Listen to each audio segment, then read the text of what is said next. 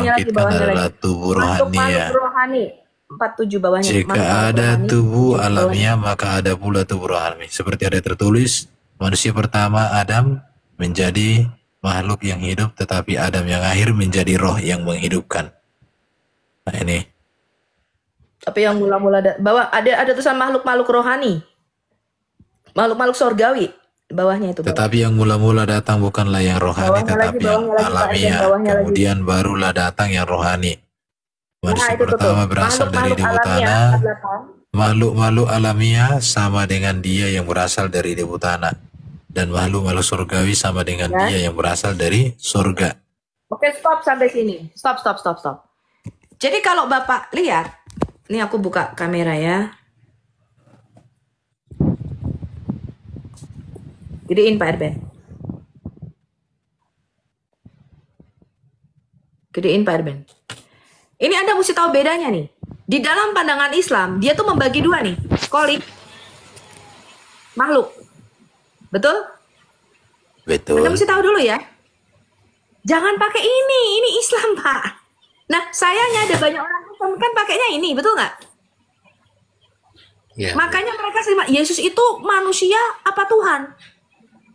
Lah manusianya Yesus itu disebut Tuhan. Keilahiannya itu disebut Allah. Makanya Thomas berkata ya Tuhanku dan Allahku. Nah ini nggak dipahami. Nah, orang Kristen itu banyak mengadopsi setelah saya 7 tahun ini ya Pak, berdebat dengan Islam. Orang Kristen tuh banyak memakai pandangan Islam, dimasukkan ke dalam Alkitab kita itu nggak cocok Pak, nggak cocok. Saya kasih tahu Bapak Pak, Alkitab tadi 1 Korintus 15 ayat yang ke-48 mengatakan bahwa nggak begini pembagiannya, betul nggak?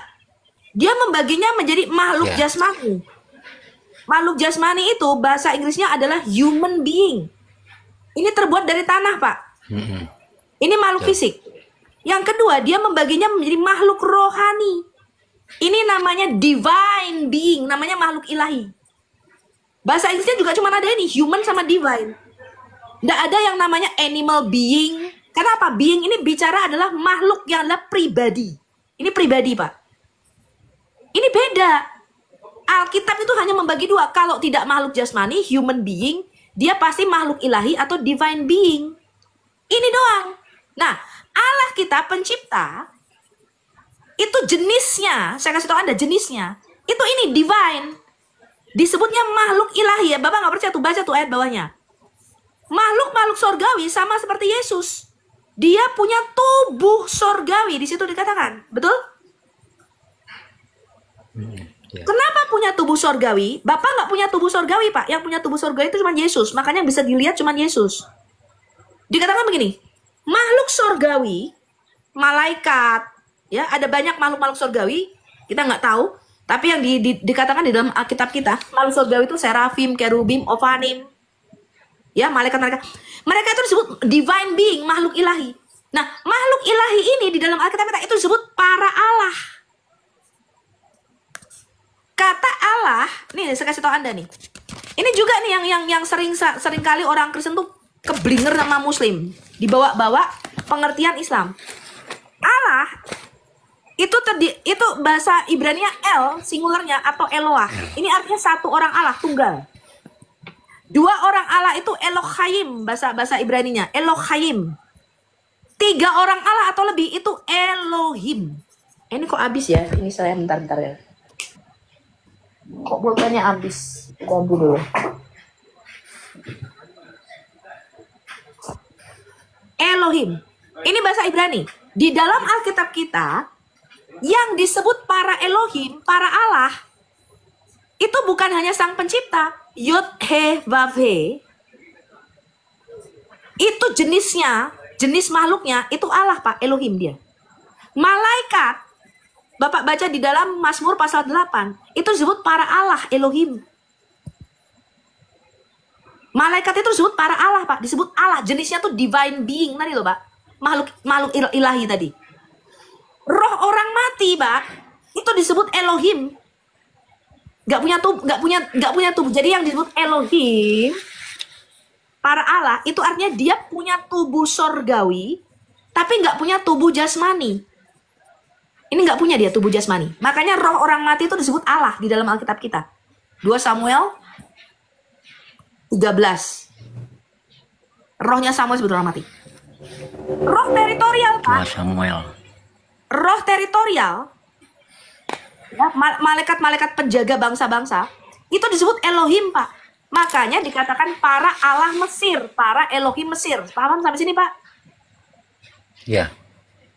Allah, Allahnya orang Kanaan, para Elohimnya orang Kanaan, Elohimnya orang, itu disebut jenisnya Allah, Pak.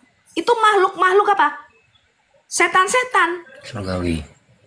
Iya, Ulangan 32 ayat 17, setan-setan, Pak. Itu disebut Elohim, Pak. Disebut para Allah. Jin-jin setan-setan ini. Ini semua jenisnya Allah, jenisnya Elohim. Nah, masuklah dia orang Muslim, dipikir Allah ini nama jenis-jenisan suatu apa ya, entitas tertentu. Enggak. Jadi gini, Pak, semua makhluk yang tidak memiliki tubuh dari tanah, dari Adamah, tidak memiliki tubuh dari Adamah, itu Alkitab menyebutnya sebagai makhluk sorgawi tadi loh, Pak. Paham ya? Ya. Betul. Makhluk sorgawi ini, dia punya tubuh, tapi bukan dari tanah. Tubuhnya namanya tubuh sorgawi tadi, yang di dalam 1 Korintus 15 ayat 48. Di dalam tubuh sorgawinya, sebentar, Pak. Di dalam tubuh sorgawinya bentuknya macam-macam nih. Ada yang sayapnya 6, kepalanya 4, ada yang punya banyak mata, macam-macam bentuknya. Ya, makhluk sorgawi ini macam-macam bentuknya. Di dalam tubuh makhluk sorgawi ini, dia punya roh lagi di dalamnya, Pak. Baca Yehezkiel 1 ayat 20 sampai dengan 23. Bacain aja, Pak Erben. Bunyi apa ya ini ya? Di mana, Bu? 1 Timotius. Yehezkiel 1 ayat 20. Yehezkiel. Oh, Yehezkiel. Ini bunyi apa ya ini ya? Suara apa ya? Kok mendengung? Yehezkiel. Yehezkiel pasal 1 ayat 20, 23. Yehezkiel. Ke arah mana roh itu hendak pergi, ke sanalah mereka pergi, dan roda-rodanya apa itu kok ada? Ya, Bang Erben kayaknya yang noise ya. Enggak. Ke arah mana roh itu hendak pergi, ke sanalah mereka pergi, dan roda-rodanya sama-sama terangkat dengan mereka. Ya. Lagi-lagi bawahnya. Sebab roh-roh makhluk hidup itu berada di dalam roda-rodanya. Ya, kalau jadi ya, lanjut. Yang dilihat Yehezkiel itu namanya Ophanim, makhluk yang punya banyak mata, tubuhnya penuh dengan roda-roda. Ini, Pak, itu disebut makhluk roh. Kemana roh itu pergi? Ini jenisnya roh, ini loh, Pak. Tadi jenisnya makhluk sorgawi ini. Dan dikatakan di dalam tubuh, di dalam roda-rodanya ini, Pak, ada roh lagi di dalamnya. Betul nggak, Pak? Pak Erben? Betul. Makanya, Pak Baginda Hiro, ketika dikatakan di dalam Yohanes 4 ayat 24, Allah itu adalah roh, itu beda dengan Allah. Di dalam diri Allah ada Roh Kudus. Ini yang orang Kristen kadang nggak paham. Katanya Allah itu roh, kok di dalamnya ada Roh Kudus? Lah ini, makhluk-makhluk itu, malaikat itu disebut roh, makhluk roh, tapi di dalam malaikat ada roh lagi. Nah, ini orang Kristen mesti paham ya. Yang dikatakan malaikat itu jenisnya roh, itu artinya dia makhluk sorgawi, tidak tampak mata. Dia unseen, tidak terlihat oleh mata. Karena dia jenisnya roh. Kata ruah itu artinya dia tidak bisa kelihatan oleh mata dia. Ruah. Tapi di dalam makhluk roh ini, dia punya sumber hidup. Ini sumber hidupnya dia tuh. Ada roh di dalamnya. Ini roh, ini sumber hidupnya. Nafasnya tuh di dalamnya dia. Sama seperti makhluk jasmani, Adamah ini. Kita ini disebut makhluk jasmani, Pak. Human being namanya kita. Human being. Ya, makhluk jasmani ini punya tubuh jasmani. Dan kita punya roh di dalam tubuh jasmani kita. Paham? Demikian juga makhluk sorgawi. Dia punya tubuh sorgawi. Punya roh di dalam tubuh sorgawinya. Paham, Pak? Ini Alkitab. Ini Alkitab kita. Nah, dicampur sama pandangan Islam kalau nggak kolik makhluk. Nggak begitu. Alkitab tidak pernah ngomong begitu. Lalu siapa pencipta kita? Siapa pencipta kita ini? Pencipta kita itu disebut Allahnya para Allah. Ulangan 10 ayat 17. Disebut Allah yang tertinggi, El Elyon. Jadi ada banyak Allah, Pak. Tapi pencipta itu disebut bapaknya para dewa. Bapak dari segala Allah. Ini pencipta kita paling tinggi. Ini orang Kristen nggak mudeng beginian, Pak. Makanya ketika kita sering nyanyi di gereja, sebab Tuhan maha besar dan sangat terpuji, Dia lebih dahsyat dari segala Allah. Betul? Artinya apa? Dia itu disebut Allahnya para dewa. Ulangan 10 ayat 17. Sebab Yod-Heh-Vav-He adalah Allahnya para Allah. Artinya Allah dari segala Allah.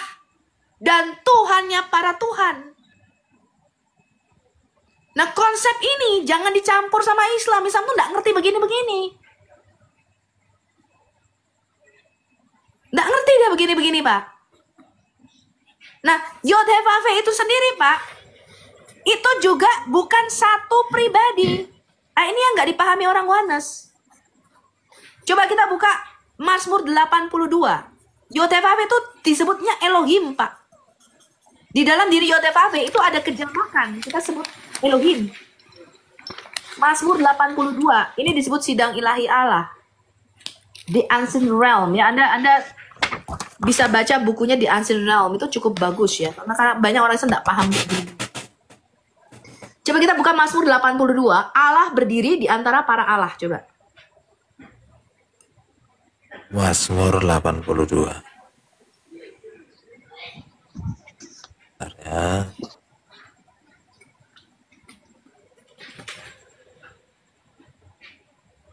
Aku sendiri telah berfirman, kamu adalah Allah dan anak-anak yang maha tinggi kamu sekalian.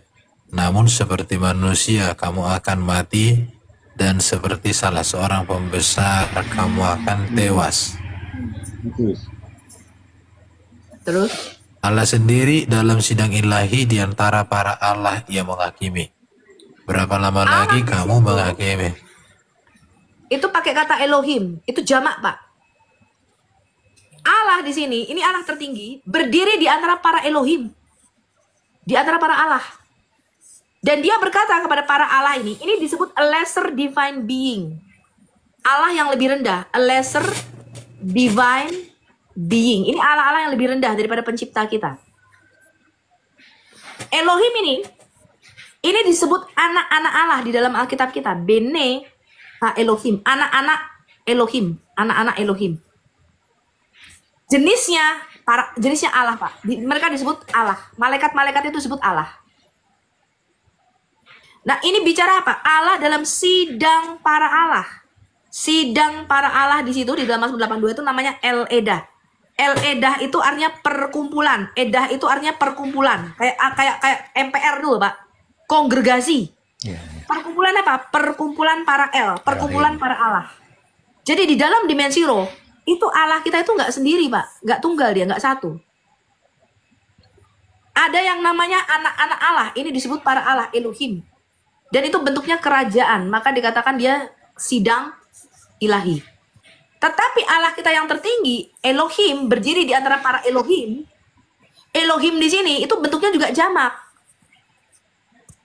Nah, siapa itu Elohim? Saya jelaskan sama Bapak. Apa itu arti kata Elohim? Elohim itu nggak merujuk pada entitas atau pribadi. Kata yang diterjemahkan sebagai Allah di dalam Alkitab LI Anda itu berasal dari kata Il, El. Ya. El atau Il. Itu terdiri dari dua huruf, Pak. Ini piktogramnya. Ini huruf Alef. Ya. Huruf pertama dalam bahasa Ibrani kita. Ini bentuknya kepala sapi, Pak. Bentuknya kepala sapi. Alef ini melambangkan the bull god. Jadi orang bangsa Kanaan pada waktu itu kalau dia menggambarkan, ini piktogram ya, piktogram Ibrani kuno. Bentuknya kepala sapi. Ya, ini kepala sapi nih.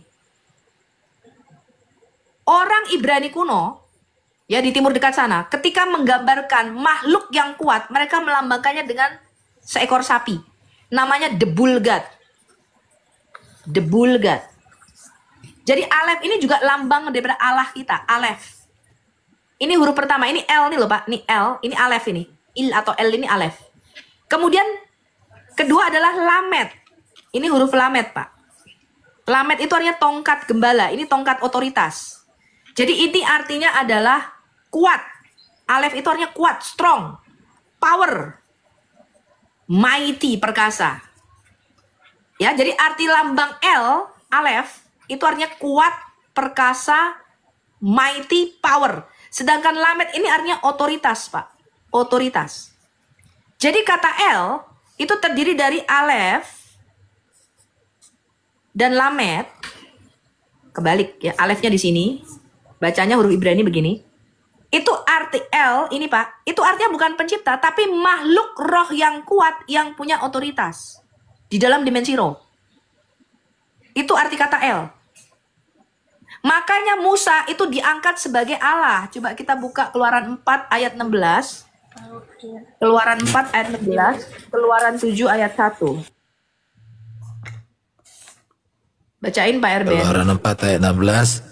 Ia harus berbicara bagimu, ya, ia harus berbicara bagimu kepada bangsa itu. Dengan demikian ia akan menjadi penyambung lidahmu dan engkau akan menjadi seperti Allah baginya. Dan bawalah tongkat ini dan seterusnya. Keluaran pasal 4 ayat yang ke-16. Muslim baca ini bingung, Pak. Karena di situ Tuhan berkata kepada Musa, Harun abangmu itu akan menjadi nabimu dan kamu akan menjadi seperti Allah bagi dia. Dan bawalah tongkatmu untuk kamu membuat tanda-tanda dan mujizat. Lalu di Keluaran 7 ayat 1, coba bacakan Pak Ben, Keluaran 7 ayat 1. Diangkat sebagai Elohim. Beginilah firman Tuhan kepada Musa, lihat, aku mengangkat engkau sebagai Allah bagi Firaun, dan Harun, abangmu akan menjadi nabimu. Nah, jadi kata Allah itu bukan pencipta, Pak, artinya. Kenapa Musa diangkat sebagai Allah? Untuk apa? Jawabannya ada di Keluaran 4 ayat 17. Supaya Musa mempunyai otoritas di dalam dimensi roh, dia diberikan kuasa untuk membuat tanda-tanda dan mujizat dengan tongkatnya dan mendatangkan 10 tulah atas bangsa Mesir supaya dia menghajar Firaun dan para Elohim, para Allah Mesir. Sampai sini paham, Pak Baginda? Ini Alkitab. Ya. Jangan dicampur sama Islam. Islam nggak ada hubungannya sama begini-begini. Nggak ngerti mereka. Ada tanya sampai mati, sampai modar. Ini ya, saya terjun dari Patung Liberty. Saya terjun dari Patung Liberty. Kalau ada seorang muslim yang tahu arti kata Allah ini, jelaskan sama saya ini arti katanya apa. Saya terjun nih, Pak, dari Patung Liberty. Kalau ada muslim yang bisa jelaskan ini, Pak. Ustadznya aja nggak bisa jelasin arti kata Allah. Betul nggak, teman-teman? Ustadznya aja bingung, Pak. Kata Allah ini kalau dibedah dari akar katanya, ini artinya apa aja mereka bingung, Pak. Alef, lamet, lamet, he ini. Ya apa enggak, teman-teman? Ya, Bu Guru. Karena ini kata curian, ini bukan bahasa asli. Allah itu bukan bahasa asli Allah, Pak. Itu dari bahasa Semitik kuno, diambil dari bahasa El atau Il. Makanya kita harus kembali ke bahasa aslinya untuk tahu. Ini Bang Edis kan seringkali mengatakan demikian. Misalnya contoh nih, kalkulator. Kalkulator ini bukan bahasa Indonesia, Pak, aslinya bahasa serapan.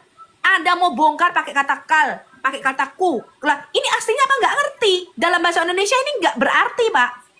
Hanya karena ini dari bahasa Inggris calculate, Anda tahu, oh ini artinya penghitung, ini artinya mesin hitung. Ketika dikembalikan ke bahasa aslinya, Anda baru tahu artinya. Betul nggak, Pak? Halo? Ya. Maka Ya, kata betul. Allah ini bukan bahasa Arab. Saya loncat dari Patung Liberty. Kalau ada muslim yang bisa jelasin Allah, nama Tuhannya itu artinya apa, saya loncat dari Patung Liberty. Karena ini bukan bahasa aslinya, Pak. Nggak bisa jelasin mereka. Ini paham ya? Ini hanya bisa dijelaskan ketika dibedah dari bahasa Akadia. Ini aslinya bahasa Akadia ini. Il atau El. Tadi yang seperti saya jelaskan tadi. Dari Alef dan Lamet. Maka kata Allah itu bukan pencipta di dalam Alkitab kita. Semua makhluk roh itu disebut para Elohim, para Allah. Karena mereka itu disebut makhluk yang kuat. Nah, jadi anak-anak Allah di dalam dimensi roh itu mencerminkan gambar Allah. Mereka itu disebut gambar Allah di dalam dimensi roh. Sedangkan manusia, anak-anak Adam, itu disebut gambar Allah. Kita mencerminkan kemuliaan Allah di dalam dimensi materi kita. Ini mesti paham. Maka pencipta kita itu disebut Bapa. Kenapa disebut Bapa? Karena malaikat-malaikat ini, para Elohim ini, para Allah yang lebih rendah, itu berasal daripada dirinya, dari dalam dirinya, diciptakan langsung oleh dia. Malaikat itu disebut anak-anak daripada Elohim. Mereka memanggilnya Bapak. Sedangkan Adam itu diberi kuasa yang sama di dalam dimensi materi kita untuk menjadi Bapak juga. Adam itu disebut Bapak dari semua manusia, Pak. Maka kita itu disebut anak-anaknya Bapak kita Adam ini. Adam, ya. Lalu Yesus disebut Bapa dalam pengertian apa? Yesus disebut Bapa dalam pengertian dia Adam yang kedua. Yesus disebut manusia yang kedua, Pak, atau manusia yang terakhir. Kenapa? Karena Yesus berkata di dalam Yohanes pasal yang ketiga, kalau kamu lahir dari bapakmu Adam, kamu hanya lahir secara fisik dari ibu, ya, dari spermanya Adam, kamu tidak akan masuk dalam kerajaan surga. Kamu harus dilahirkan kembali dari air dan roh, ya, dari Bapak kita yang kedua, Yesus. Dia Bapak dalam kemanusiaan kita, Pak. Dia dikatakan Bapak di dalam Yesaya 9, ini sering dikutip orang Wanes. Hari ini telah lahir bagimu seorang anak. Betul? Seorang putra telah diberikan bagi kita, seorang anak lahir bagimu. Namanya akan disebutkan orang penasihat ajaib, Bapak yang kekal, Raja damai. Oh, yang lahirnya Allah Bapak, bukan. Maksudnya Yesus itu Bapak daripada kemanusiaan Adam yang kedua yang memberikan kita hidup yang kekal. Melalui kemanusiaannya lah, melalui kematian dan kebangkitannya lah sebagai manusia, kita mendapatkan hidup yang kekal. Nah, kemanusiaan Yesus ini sangat amat penting. Jauh lebih penting dibanding kita mengakui dia sebagai pencipta. Karena melalui kemanusiaannya lah dia menebus kita. Darah dan dagingnya lah yang menebus kita. Yesus berkata, darahku benar-benar minuman, dagingku benar-benar makanan. Barang siapa tidak makan dagingku dan tidak minum darahku, dia tidak mempunyai hidup yang kekal di dalam dirinya. Saya tanya, kalau Elohim, Allah, ini punya darah dan daging nggak? Nggak ada. Tidak. Allah itu nggak punya darah dan daging, Pak. Dia makhluk roh, tadi loh. Divine being jenisnya. Betul. Yang punya darah dan daging cuman manusia, betul Pak? Ya, betul. Orang Wanes dan menyangkal kemanusiaan Yesus. Ini parah. Ini parah. Karena kemanusiaannya itu sangat amat penting. Makanya seluruh Alkitab Perjanjian Baru itu lebih menekankan kemanusiaan Yesus dibandingkan kealahannya. Lebih menekankan kemanusiaan Yesus. Bagaimana dia menjadi imam besar kita. Dia rasul. Dia seorang nabi yang dijanjikan oleh Musa. Kemanusiaannya itu ditekankan oleh para rasul. Para rasul memberitakan dia sebagai anak Allah. Jauh lebih penting, Pak, dibanding keilahiannya. Karena kemanusiaannya ini sangat penting diajarkan pada gereja. Nggak ngerti Yesus sebagai Adam yang kedua. Nggak mudeng dia. Makanya tadi Bapak lihat tuh si Harry tadi. Oh, Yesus tuh bukan manusia. Menyangkal kemanusiaan Yesus artinya menyangkal seluruh pengorbanan dan karya salibnya. Itu parah, Pak. Makanya tadi saya mengatakan apa? Kemarin waktu Bang Fadilah Mulia datang ke sini, saya bilang, beliau tuh mengajarkan tentang Yesus Isa sebagai anak Allah.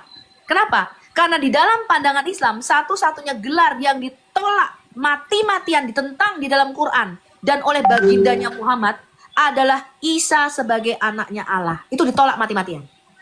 Kalau yang lain diterima dia. Nah, kenapa sebagai anak Allah ini ditolak? Karena ini menunjukkan kemesiasannya, karya besarnya ini loh, sebagai Adam yang kedua yang mati di atas kayu salib. Setelah Yesus mati dan bangkit naik ke surga, maka sekarang kita mempunyai perwakilan seorang Adam di hadapan Allah. Kita mempunyai seorang imam besar di hadapan Allah. Sebelumnya nggak punya, Pak. Karena imam besar kita, yaitu Adam yang pertama, itu telah jatuh ke imamatanya di Kejadian pasal yang ketiga. Dia diusir dari Taman di Eden, artinya dia tidak lagi menjadi imam besar kita.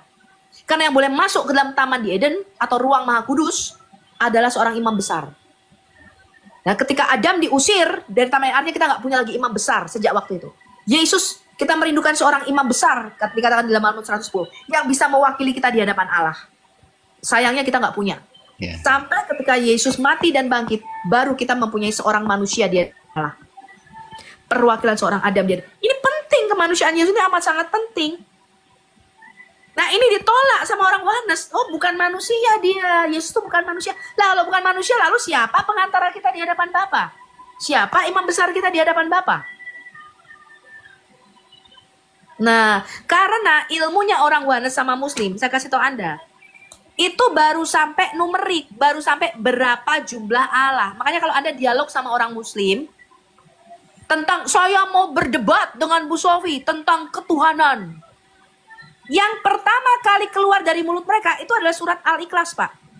Oh, Bapak nggak percaya ini? Coba tanya nih. Saya udah berdebat 7 tahun sama orang Islam. Setiap kali, benar nggak Duran? Iya, betul. Setiap kali mereka mau bicara tentang saya mau debat tentang ketuhanan, ini dari mulut mereka, Pak. Yang pertama kali keluar ini Pak, surat Al-Ikhlas. Surat 112. Ini Kristen harus tahu ya. Karena ini di brainwash kan di dalam otak muslim sejak bayi. Saya kasih tahu Anda nih. Sejak anak-anak, surat Al-Ikhlas ini di brainwash kan ke dalam otak Islam. Jadi patokan mereka dalam menghakimi iman Kristen itu adalah surat Al-Ikhlas ini, Pak. Ini Kristen perlu tahu nih. Pasti ini saya bisa taruhan, saya terjun dari patung Liberty, ya. Kalau ada muslim yang berdebat tentang ketuhanan, ayat pertama mereka nggak ambil dari sini. Saya itu sudah muslim itu ya Pak, saya tuh 7 tahun Pak debat dengan muslim setiap hari. Mereka belum keluar suara nih Pak, baru mau nanya. Saya udah tahu Pak, kamu pasti mau nanya ini kan? Iya Bu Sofi kok tahu loh, ibarat dokter Pak, tiap hari pasiennya sama kok. Kamu baru bernapas saja, gue udah tahu penyakitmu apa ya. Bahkan mereka belum nanya, saya sudah jawab Pak, Yesus itu Tuhan. Dan dia juga manusia. Loh kok Bu Sofi langsung jawab? Iya, lu gak usah nanya, gue udah tahu, udah jawab, gue langsung jawab. Karena penyakitnya sama Pak. Ini penyakitnya sama. Maka dia belum ngomong aja, saya udah tahu, lu pasti penyakitnya ini nih. Karena di dalam otak mereka Pak, Tuhan itu artinya pencipta. Pencipta. Di blender sama kata Allah.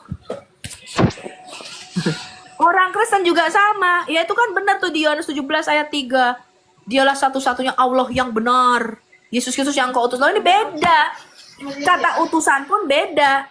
Makanya karena Islam itu adalah agama pencuri, mereka kata Allah itu nggak bisa jelasin artinya apa Pak. Kata Adam ini loh Pak, kata Adam, mereka aja nggak tahu artinya Pak, ini Adam. Kata Al-Masih, ini orang muslim nggak ada yang tahu Pak arti kata Al-Masih itu apa Pak. Di dalam tafsir bahkan disebut Al-Masih itu artinya pengusap, berkaki datar, pengelap, penggosok, dan pengepel. Nggak ada yang tahu mereka arti kata Al-Masih ini. Karena tadi seperti saya katakan, seperti kata kalkulator. Ini bahasa Indonesia nggak ada artinya ini. Ini nggak ada artinya Pak. Ini hanya bisa dikembalikan ke kosakata aslinya. Calculate, yaitu alat penghitung. Kata apa lagi yang diserap di dalam bahasa Indonesia? Sunda ada Bu, bahasa Sunda kalalotor itu artinya pada kotor. Iya, kalkulator dan kalalotor bahasa Sunda beda. Banyak bahasa asbak aja masih bingung arti asbak. Asbak itu dari kata apa coba? Asbak. Belanda. Ini dari kata Belanda. Es itu debu ya. Betul nggak? Debu tempat, betul? Tempat penada apa? Iya. Debu. Karena ini asbak, kata handuk itu diserap dari bahasa Belanda, maka ini nggak bisa ini mau dibedah menurut arti tidak ada, karena ini bahasa serapan. Nah karena itu harus dikembalikan kepada kosakata aslinya. Lah muslim itu curian semua Pak. Teologi Islam itu maling, teologi maling. Makanya kata Adam tidak tahu artinya, karena ini bukan bahasa Arab. Kata Al-Masih mereka nggak tahu artinya. Kata Allah yang paling parah, nama Tuhan mereka nggak tahu arti kata Allah ini apa. Nggak paham, ya. Jadi siapa Yesus? Nah ini Anda nggak boleh bingung-bingung apa itu Trinitas. Ya Trinitas itu bicara Allah dalam ontologinya, artinya bicara kebagaimanaan Allah sebelum dunia diciptakan, sebelum Firman berinkarnasi menjadi manusia. Trinitas itu bicara Pak, ya pencipta kita itu jenis makhluknya adalah Elohim. Wujudnya adalah Bapa, kita menyebutnya sebagai Bapa. Yang di surga ini adalah Allah yang sejati. Allahnya para Allah, Allah tertinggi, yang juga disebut El Elyon. Siapa Yesus? Yesus itu adalah firman yang di dalam diri Bapa. Roh Kudus itu adalah sumber hidupnya yang ada di dalam diri Bapa. Nah, firman ini keluar. Firman ini bukan Bapa. Firman ini adalah logosnya Allah. Firman ini keluar dan nuzul menjadi manusia. Roh ini juga diutus dari dalam diri Bapa ke bumi. Maka jangan heran kalau Yesus sebagai manusia, sebagai firman, dia berdoa kepada Bapa. Roh Kudus juga berdoa kepada Bapa. Roma 8 ayat 26. 26 apa 29 tuh? Pak Erben, coba. Apa itu? Roma 8 ayat 26 ya. Roma Apa 8. Roma 8, 26. Demikian juga Roh membantu kita dalam kelemahan kita, sebab kita tidak tahu bagaimana sebenarnya harus berdoa. Tetapi Roh sendiri berdoa untuk kita kepada Allah dengan keluhan-keluhan yang tidak terucapkan. Roh Kudus yang ditempatkan, yang Roh Kudus itu disebut Parakletos yang kedua, Pak. Yesus itu disebut Parakletos yang pertama. Penolong kita yang pertama. Roh Kudus itu disebut penolong yang lain, penolong yang kedua. Maka Yesus itu berdoa bagi kita. Dikatakan dia bersyafaat bagi kita kepada Bapa. Dia perantara kita, imam besar kita. Tetapi Roh Kudus juga berdoa kepada Bapa bagi kita dengan keluhan-keluhan yang tidak terucapkan. Paham sampai sini? Iya. Ya, baik firman dan roh ini diutusnya ke bumi untuk menolong kita. Menjadi parakletos. Menjadi perantara. Parakletos itu hanya jembatan yang dilihat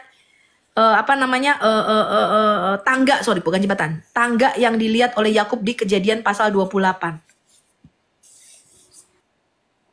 Baik firman maupun roh sama-sama berdoa bagi kita kepada Bapa. Kita punya dua penolong, dua perantara. Makanya Roh Kudus itu disebut penolong yang lain, toh. Yesus itu disebut Parakletos yang pertama. Bapak tahu nggak itu? Di 1 Yohanes 2 ya. Yohanes 2 ayat 1. Ya, 1 Yohanes 2 ayat 1. Yesus disebut Parakletos, Pak. Roh Kudus disebut Parakletos yang lain. Jadi kita punya dua penolong untuk kita bisa datang kepada Bapa, yaitu melalui Yesus dan melalui Roh Kudusnya. Maka dikatakan baik Yesus itu dia berdoa kepada Bapa bagi kita, Roh Kudus juga berdoa kepada Bapa bagi kita. Ini konsep ini jangan dicampur sama Islam. Islam kayak begini-begini nggak ngerti, coy. Ya, nggak ngerti dia begini-begini.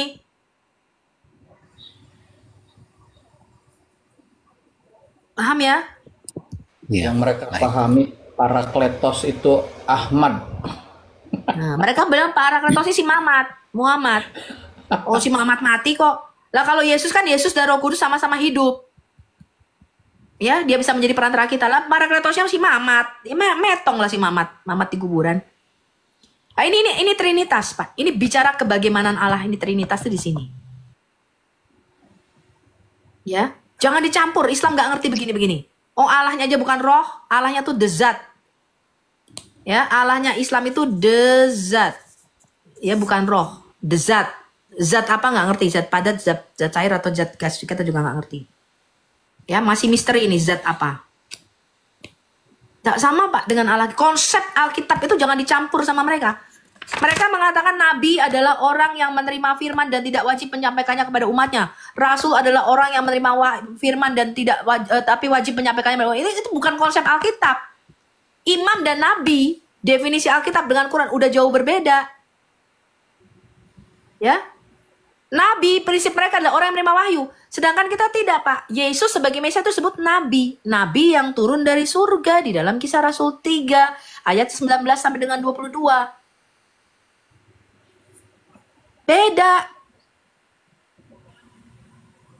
Beda jauh. Lah sayangnya orang Kristen itu ada banyak yang ketika menjelaskan Alkitab itu kecampur sama Islam gitu loh. Ngerti gak sih? Mudah gak mas saya? Mereka malu menjelaskan Yesus sebagai anak Allah. Kenapa? Karena di dalam pandangan Islam, lam yalid wa lam yulad, Allah tidak melahirkan dan tidak dilahirkan. Padahal Alkitab mengatakan Allah itu melahirkan. Dalam pengertian teologis tentunya. Bukan Allah terus hamil atau Allah punya istri. Lah kalau Islam kan tidak. Bagaimana mungkin dia punya anak sedangkan dia nggak punya istri? Lah itu kan melahirkan secara biologis. Kesaksian iman Athanasius, Yesus itu sang firman Allah dilahirkan di dalam kekekalan dan dilahirkan dalam kemanusiaan oleh rahim Maria. Ya memang dia dilahirkan, Mazmur 110 ayat ini, dan dikatakan dia sudah ada sejak kekal di dalam Mazmur 72 ayat 17. Dia lahir sejak kekal. Lah kita bagaimana menyangkal hal ini? Allah dikatakan dia punya anak kok. Allah sendiri dalam Mazmur 2 ayat 7 berkata, anakku engkau telah kuperanakan hari ini. Lah kok kita bilang Allah nggak punya anak? Berarti kan saya menyangkal Alkitab. Saya nggak mau menyangkal Alkitab. Saya lebih baik menjelaskan Alkitab apa adanya. Kau terima syukur, nggak terima ya udah. Itu derita lu. Kalau aku begitu ya. Saya nggak mau nyamain dengan imannya Islam, Pak. Nah, sayangnya, saya dulu ketika saya berapologet pertama kali saya terjun, saya sering menyamakan iman saya dengan imannya Islam. Karena tujuan saya adalah membangun jembatan dialog. Tapi semakin saya pikir, loh kok saya jadi menentang ya kalau Allah itu punya anak. Allah sendiri berkata dia itu punya anak kok. Allah sendiri ketika di dalam baptisan Yesus kan dia berkata, anakku engkau. Betul nggak? Inilah anakku yang kukasihi, kepadanya lah aku berkenan. Betul nggak? Betul. Loh kalau Bapak sendiri bilang ini anakku, masa kita bilang dia bukan anaknya? Gimana dong? Berarti saya kan menentang iman saya sendiri dan tidak mau saya. Bapak sendiri berkata di dalam Matius 17, inilah anakku yang kukasihi, kepadanya lah aku berkenan, dengarkanlah dia. Loh, saya bilang Allah nggak punya anak, Yesus bukan anak Allah. Loh gimana? Bapak sendiri berkata dia anakku. Gitu loh teman-teman. Nah orang Wanes mati-matian ingin menyamakan imannya dengan iman Islam. Betul nggak? Itu sama imannya. Bedanya imannya sama. Iya, cuma yang satu makan babi, yang satu enggak. Itu aja. Iya. Oke. Ini udah jam 23.